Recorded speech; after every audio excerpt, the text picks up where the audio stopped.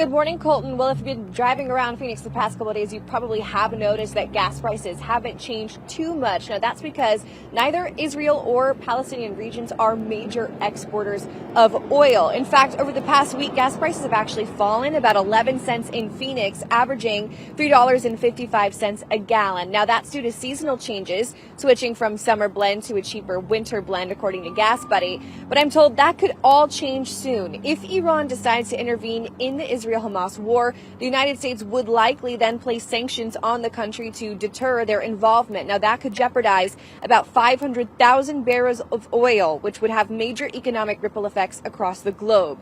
Usually, anytime there is a humanitarian crisis, we can expect gas prices to rise initially, but whether they stay high depends on a variety of factors that can be hard to predict. So we'll have to wait and see.